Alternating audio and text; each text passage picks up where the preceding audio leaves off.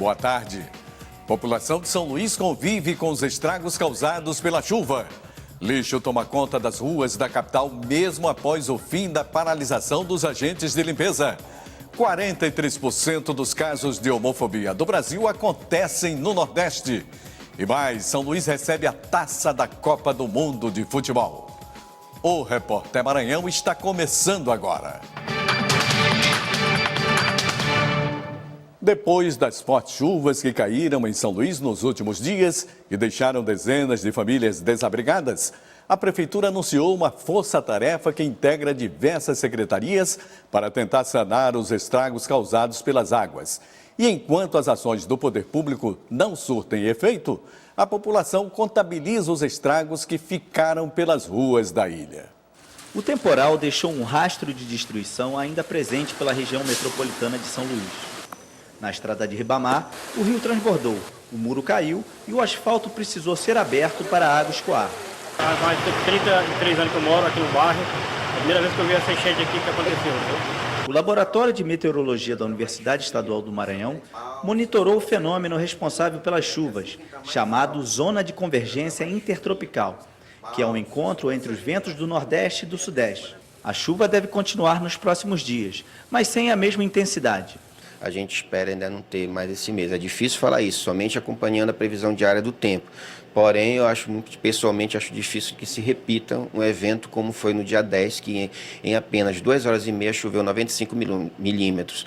O acumulado ao longo do dia do sábado, o último dia 10, foi em torno de 125 milímetros nas últimas 24 horas desse dia. O meteorologista aponta os lugares mais seguros em casos de temporal. Nessas horas de chuvas intensas, e principalmente com descargas atmosféricas, é bom se manter em áreas seguras, e principalmente quando tivermos bastante descargas atmosféricas, raios, por favor, não se mantenha embaixo de árvores ou regiões de lagos, piscinas, praia. Por favor, tente se afastar. E o lugar mais seguro é dentro de um carro. Não se afobe, não vão querer sair em desespero se estiver caindo muita descarga atmosférica.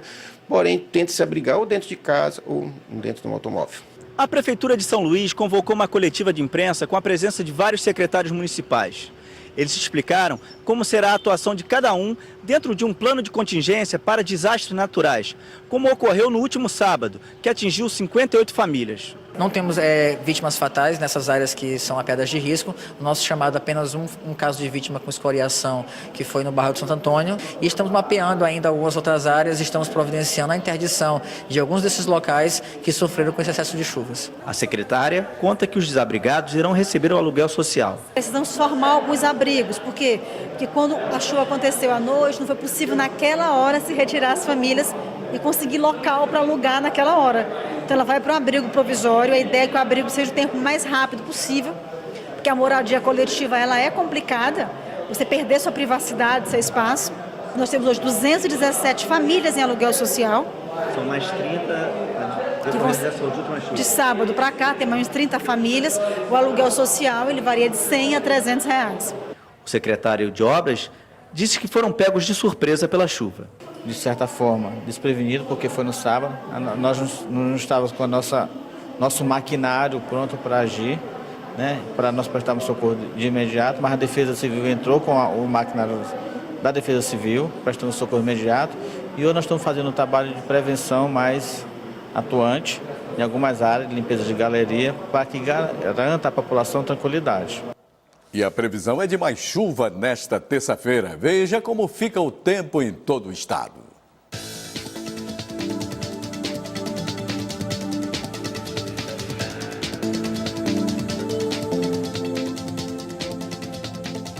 São Luís predomina nebulosidade variável com formação de áreas isoladas com pancadas de chuva, que podem ser acompanhadas de trovoada. Mínima de 25 e máxima de 30 graus.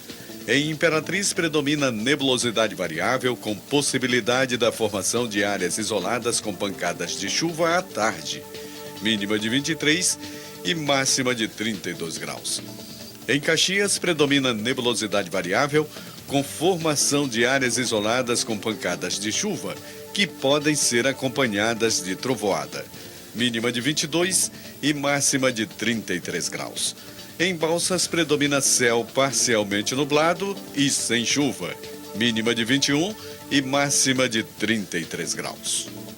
Chegou ao fim a paralisação dos agentes de limpeza de São Luís, depois que a prefeitura repassou a verba para pagamento da categoria. Mas mesmo com o fim do impasse, a população ainda precisa conviver com muita sujeira nas ruas da capital. A paralisação dos agentes de limpeza pública acabou nesta terça-feira, mas nas ruas de São Luís é possível ver ainda muita sujeira e acúmulo de lixo. Na rua Ivar Saldanha, no João Paulo, moradores reclamam da sujeira acumulada e do mau cheiro intenso. O mau cheiro é horrível. Quando eles colocam o cachorro morto aqui na frente. E ninguém pode dizer nada, ninguém toma nenhuma atitude para resolver esse problema. Isso aqui é um maior problema para a gente, porque além de trazer, os clientes aqui não podem nem vir, porque está fedendo aqui o lixo direto aqui na porta. Outra coisa, o lixo e agora os buracos, que a chuva terminou de acabar aqui. Isso aqui está com mais de 5 anos que ninguém passa aqui para ajeitar isso aqui. Ajeitaram bem ali, ó, mas aqui eles não vêm. Comerciantes reclamam que o acúmulo de lixo afasta os clientes e causa prejuízos. Prejudica, porque às vezes deixa de encostar cliente por causa do mau cheiro, do fedor que tem. No bairro Caratatiua, é possível ver uma montanha de lixo em frente a uma escola pública. O presidente do Sindicato de Asseio e Conservação de São Luís declarou que a paralisação foi em virtude de um atraso no pagamento dos coletores. Por que vocês fizeram essa paralisação? O atraso do pagamento, o reajuste que eles estão devendo a gente, então foi preciso paralisar. A empresa não fez o pagamento dos trabalhadores no 5º dia útil de cada mês, como é devido, como é lei. Portanto, a empresa esse mês resolveu atrasar esse pagamento e, como também não deu uma data prevista, né, não fez uma previsão, os trabalhadores, nós fomos conversar com os companheiros então resolveram fazer essa paralisação provisória em virtude desse atraso de pagamento. Nesta manhã, os professores contratados da rede pública estadual Pio XII, localizada na Vila Palmeira, interditaram as 2 vias da Avenida dos Franceses, próximo ao viaduto do Café. De acordo com o sindicato da categoria, os profissionais contratados estão sem receber os salários desde fevereiro, quando teve início o período letivo. Há 126 anos foi assinada no Brasil a Lei Áurea, que estabelecia a extinção da escravatura no país. Vamos falar ao vivo com a repórter Luanda Belo. Boa tarde, Luanda. Luanda, tantos anos depois, dá para dizer que a escravidão foi realmente extinta do Brasil? Boa tarde, Edmilson. A escravidão, acho que hoje, atinge várias minorias, mas quem vai responder essa pergunta é o antropólogo e doutor em Ciências Sociais, Carlos Benedito Rodrigues da Silva, o Carlão Rastafari. Carlão, boa tarde, obrigada mais uma vez pela sua presença aqui. Então, hoje a gente comemora-se o final da escravatura dos negros, a abolição da escravatura, mas a gente vê mulheres, vê crianças, trabalhadores rurais, várias minorias em uma situação similar. Qual a sua análise disso? Tem uma situação de superexploração de mão de obra, nos tempos atuais, tem uma situação de escravidão contemporânea, de muitos jovens trabalhando aí nas carvoarias, em algumas fazendas no interior do estado, que tem sido denunciada de forma contundente por alguns setores, especialmente ligados aos direitos humanos. Mas ainda não se compara com o que foi o sistema escravista, que durou mais de 350 anos no Brasil, e que submeteu uma população muito grande de africanos e seus descendentes a uma condição de exploração da sua condição de ser humano, que tirou a humanidade dessas pessoas para submetê-las a um sistema escravista para dar sustentação, enfim, ao desenvolvimento das Américas, do Caribe, de várias regiões da Europa e várias regiões fora do continente africano. Hoje, o 13 de maio, ele representa a assinatura da Lei Áurea que extinguiu, enfim, oficialmente, a escravidão no Brasil. Mas não representa realmente liberdade, não representou liberdade para a população negra e não representa hoje, porque a gente vê que as práticas do racismo continuam se reproduzindo, se perpetuando em várias instâncias ainda da sociedade brasileira ou de várias outras sociedades mundiais, né? Então, no caso do Brasil é mais complicado, porque quando se deu a abolição, a população negra era muito grande no país e não se destinou nenhuma oportunidade a essa população. Quais seriam os reflexos desses 300 anos de escravidão hoje? O reflexo ainda é a própria situação que vive a população negra, né, que não tem um reconhecimento, a sociedade não reconhece a importância da população negra nesse processo histórico de construção do Brasil. Quer dizer, foram 350 anos de trabalho, de produção, de construção da arquitetura, de construção das relações sociais, enfim, de uma série de situações. O negro esteve presente em todos os momentos, né, nesses 350 anos, que são mais de 2/3 da história do Brasil construído pelo trabalho do negro africano e seus descendentes. Apesar disso, as condições de vida da população negra ainda são extremamente precárias no Brasil. Carlão, muito obrigada pela sua presença, pela sua participação. Edmilson, voltamos com você. Obrigado, Luanda. E veja no próximo bloco, casos de homofobia no Nordeste correspondem a 43% dos registrados em todo o Brasil. E ainda nesta edição, São Luís recebe a taça da Copa do Mundo. É daqui a pouco. Agora são 12h41. Na Semana Estadual de Combate à Homofobia, dezenas de pessoas estão debatendo maneiras para enfrentar o preconceito. Segundo os organizadores, a estratégia mais eficiente é a educação. Olhares atentos ao vídeo que veiculava cenas de violência aos homossexuais e que para a maioria dos alunos desta escola pública de ensino médio não são tão estranhas. Sempre temos um tipo de preconceito e aqui na escola não é diferente. Existem muitas pessoas aqui que sofrem ainda e a forma de preconceito tem várias, mas essas aqui em toda a escola tem. A gente vê que as pessoas não aceitam.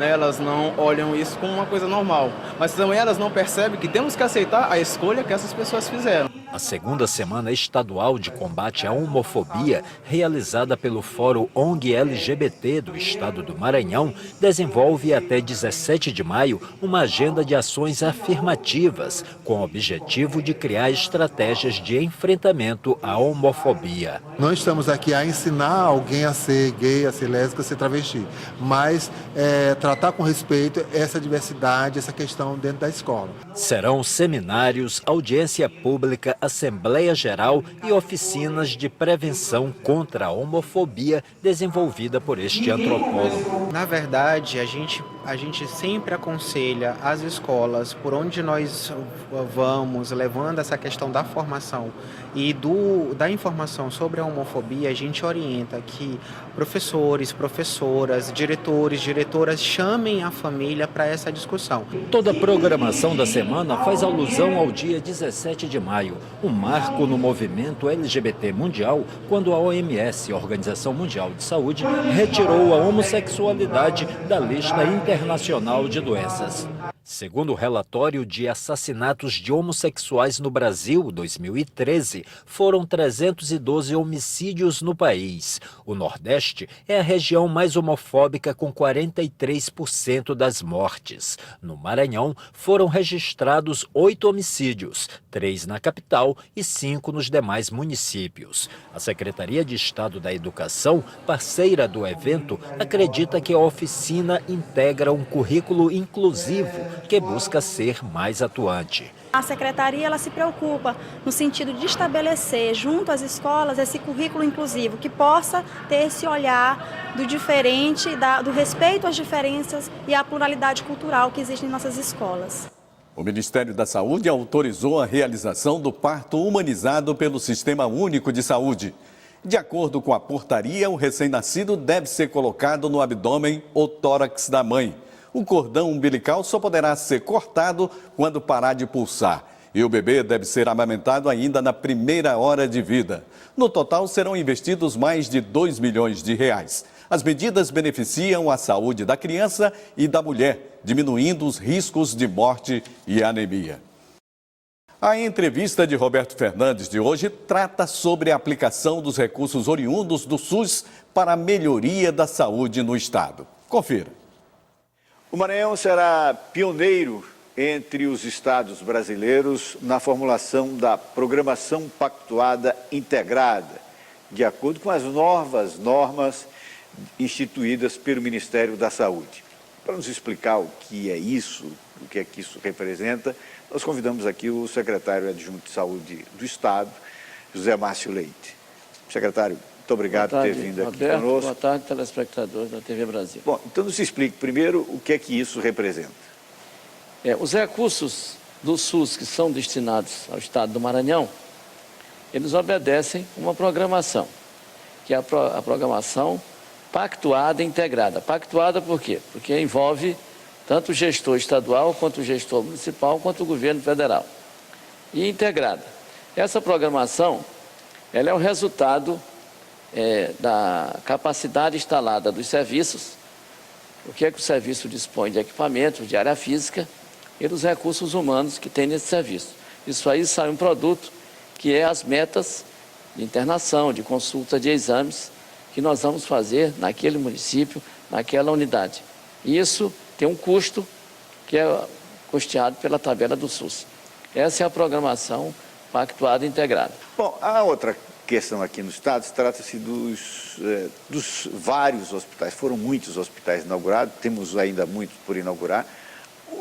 A dúvida que se tem é se de fato esses hospitais vão funcionar, se os municípios têm condições de manter e se estão realmente, se são entregues equipados. Perfeito. Aqui no estado do Maranhão, em 2009, nós tínhamos a menor relação leito por 1.000 habitantes. 1,3 leitos por 1.000, quando o mínimo pela Organização Mundial de Saúde são 2,3. 2,3 a 2,5. Leitos de UTI, por exemplo, nós tínhamos 177 UTI e UCI, que é uma unidade intermediária para desmame do paciente. Quando a necessidade do estado mínima são de 600 leitos. Então, se partiu para o investimento, naturalmente, dentro dessa programação, não podíamos atender todos os 217 municípios. Foi feita a opção por 64 municípios que não tinham um leito sequer.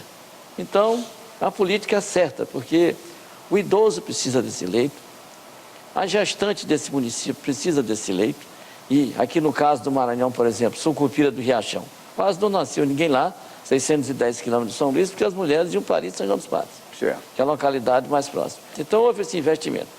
Qual o custo desse hospital? Esse hospital tem um custo de 120 mil, se ele ficar dentro de um perfil mínimo que a Comissão Intergestores Bipartite do Estado estabeleceu, que é parto normal, não é cesárea. Certo. Um serviço de pronto atendimento com o médico 24 horas nessa urgência, leitos para observação, tratamento de diarreia, de infecção respiratória aguda com aquela nebulização em crianças, né? Um serviço de raio-x, enfim, sem cirurgia. E esses serviços custam em torno de 120 a 150 mil reais. Como eles todos aqui no Maranhão têm o SUS, já tem o SUS nessa faixa, o governo do estado, quando os inaugura, dá um aporte de 100 mil mês do Tesouro do Estado para cada prefeitura. E aí entrega a chave ao seu prefeito com o hospital equipado para que ele possa movimentar. O hospital equipado e mais 100 mil ao mês para a manutenção desse hospital. Fora o SUS desse hospital. Que ele já tem.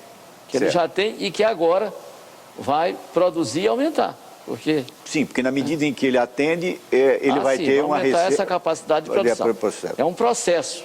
É preciso que o município tenha uma pessoa dessa área de estatística, de informática, porque o SUS trabalha com essa codificação. A consulta tem um código, né? A injeção tem um código, o exame de vista tem um código, enfim, todos têm um código. São perto de 5 mil códigos. Uma questão de organização. Mas foi dado o mínimo para isso. Foi um prazer tê-lo aqui conosco e a gente dá a volta conversando com o secretário. Volto com você, Edmilson Filho. Obrigado, Roberto. E veja no próximo bloco, um dos objetos mais desejados do mundo está em São Luís, a taça da Copa do Mundo de Futebol. É logo após o intervalo. Agora são 12 horas e 51 minutos. Na noite desta segunda-feira, os moradores do bairro do Anil foram os anfitriões da abertura da programação da Semana Nacional dos Museus em São Luís. Um dos objetivos do evento é aproximar a comunidade dos Guardiões da Memória.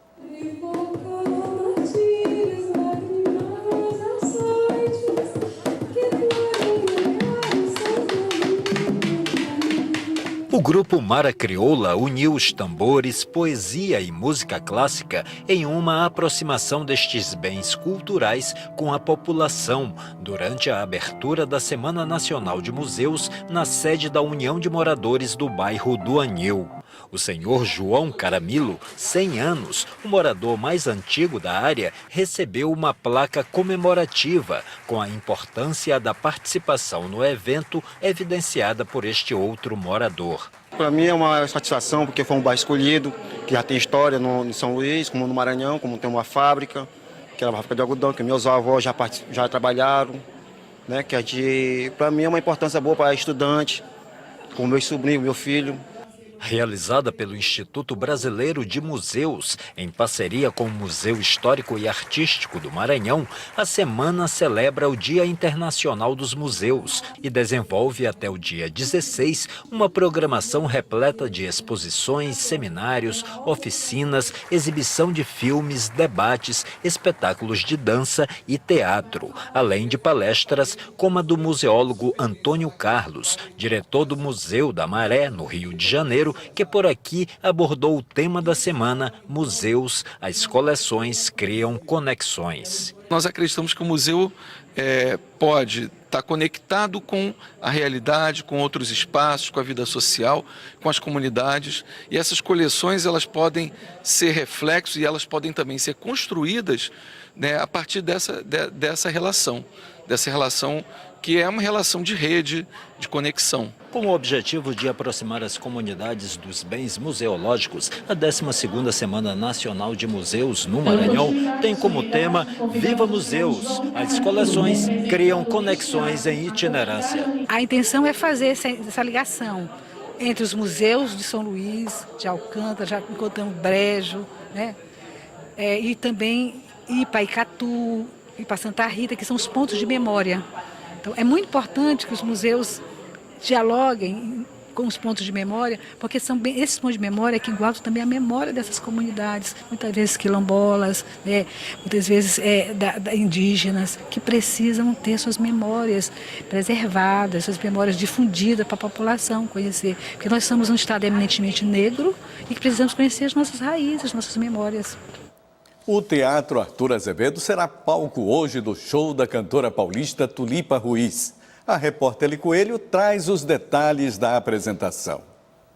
Ela já é considerada uma das maiores vozes da nova geração e pela segunda vez se apresenta em São Luís. Estou falando da cantora Tulipa Ruiz. Boa tarde, obrigada mais uma vez pela sua presença. Seja bem-vinda em São Luís. Depois de 2 anos que você fez o primeiro show, qual é a lembrança que você tem do público maranhense? Obrigada pela recepção. Depois de 2 anos, a lembrança que eu tenho é um público muito interessado, um público muito generoso. A gente foi recebido aqui com muito carinho. E agora que a gente está voltando, muita gente tem me escrito falando do show de hoje. Então a gente voltou com muito pique. A primeira vez foi maravilhosa. Aqui é super bonito, a gente conseguiu conhecer um pouquinho da cidade, conhecer um pouquinho das pessoas. E que bom é poder voltar. Ainda mais nesse teatro lindo que é o Arthur Azevedo. E para o público maranhense que já conhece a sua linha de trabalho, o que pode esperar para o show de hoje? Olha, hoje é o último show dessa turnê. A gente fez um roteiro agora, pela primeira vez, um roteiro grande no Nordeste, pela MPB Petrobras. A gente começou em Salvador, depois foi para Aracaju, Maceió, Fortaleza e o grande finale é aqui, em São Luís. Então tá todo mundo muito feliz com esse grande finale. A gente está 15 dias na estrada, assim, freneticamente. E hoje nesse teatro, o último show é num lugar tão bacana, num teatro tão lindo. A gente tá muito no pique para fazer esse show, é o show do Tudo Tanto. A gente toca uma música nova que chama Megalomania. E espero que... Vai ter também? Vai ter também, que é uma música do Assim, é a música que abre o disco. É uma música que eu tenho clipe também. tá todo mundo no pique, empolgado, não só eu, como todo mundo da minha equipe, assim. Então eu peço que você convide o público do Maranhão para ir lá te prestigiar mais uma vez. Obrigada, sim. Alô, alô, pessoal, Tulipa Ruiz aqui na linha, a gente toca hoje no Teatro Arthur Azevedo, às 9h30. Espero vocês lá. E pra gente é um prazer gigantesco estar aqui nessa cidade. Beijo, até a noite. Ok, muito obrigada mais uma vez. Edmilson, voltamos com você. Obrigado, Eli. E agora vamos falar de futebol. Começa hoje a 5ª rodada da Série B do Campeonato Brasileiro, com a partida entre o Oeste de Itápolis e Ponte Preta. Veja como está a classificação da segundona. O líder é o Joinville, que segue com 100% de aproveitamento. Em segundo, aparece o América Mineiro com 10 pontos ganhos. Vindo de 2 vitórias, o Vasco da Gama subiu para terceiro com 7 pontos. Mesma pontuação do ABC, que completa o G4 por ter melhor saldo de gols que o Ceará. Ponte Preta e Luverdense vêm a seguir com 6 pontos. Com 5 estão Náutico e Bragantino. Com uma partida a menos, o Sampaio Corrêa aparece em 10º, com melhor desempate que Paraná, América de Natal, Boa Esporte, Oeste, Icasa e Santa Cruz, todos com 4 pontos. O primeiro da zona de rebaixamento é o Avaí, que também jogou apenas 3 vezes e somou 3 pontos. Com a mesma pontuação e ainda sem vencer, aparece o Atlético Goianiense. Com 2 pontos, a Portuguesa de Desportos é a penúltima colocada. E quem segura a lanterna da competição é o Vila Nova, que acumula 1 empate e 3 derrotas até aqui. E um dos objetos mais desejados do mundo do esporte está em São Luís. Depois de percorrer 13 estados, chegou a vez da capital maranhense receber a taça da Copa do Mundo de Futebol. Do lado de fora, o público se divertia com jogos ligados ao universo do futebol, mas empolgação mesmo ficava a cargo de quem estava prestes a ter um encontro com a estrela do dia. Ela pesa pouco mais de 6 quilos e desperta a cobiça de gente do mundo inteiro, mais pela simbologia do que por ser feita por ouro maciço de 18 quilates. Ela representa a conquista daquele que é reconhecido como o mais concorrido dos eventos esportivos. Tocá-la é privilégio de 2 grupos restritos, chefes de Estado e campeões mundiais. Em São Luís, a honra coube ao pentacampeão Belete. E se depender da torcida, em breve essa lista será reforçada. Tô querendo, todos queremos, né? Torcedor brasileiro, na expectativa aí da conquista do Hexa em casa. Acho que a esperança é grande, sim. O Felipão fez uma grande convocação, os jogadores sabem da responsabilidade deles em jogar a Copa aqui no Brasil e assumem isso e estão trabalhando para conquistar esse Hexa. A esperança é grande. Foram homenageados ainda o capitão do Sampaio Corrêa, Arlindo Maracanã. A emoção, a felicidade, uma realização profissional. Você ser escolhido para um momento desse tão marcante, onde a taça da Copa do Mundo passando aqui para São Luís, você ser escolhido entre vários jogadores. Então, para mim é uma satisfação imensa de poder estar participando desse momento. E o professor Dimas, um prêmio a alguém que tem uma vida de dedicação à prática esportiva no Maranhão e uma longa história quando o assunto é mundiais realizados no Brasil. Tenho esse orgulho de ter também participado da primeira Copa do Brasil em 1950. E eu tenho ainda um fato histórico. Eu ajudei a maciar o gramado do Maracanã. Para quem não recebeu homenagens, nem tem o direito de tocar a taça, um registro ao lado dela já é algo muito especial. É muito emocionante, né? A taça estar aqui no Maranhão é muito emocionante. É muito grande, né? A gente sabe que vários campeões do mundo já seguraram ela, já levantaram ela, então é uma emoção saber que está vendo ela antes de talvez do Brasil ou qualquer outra seleção levantá-la.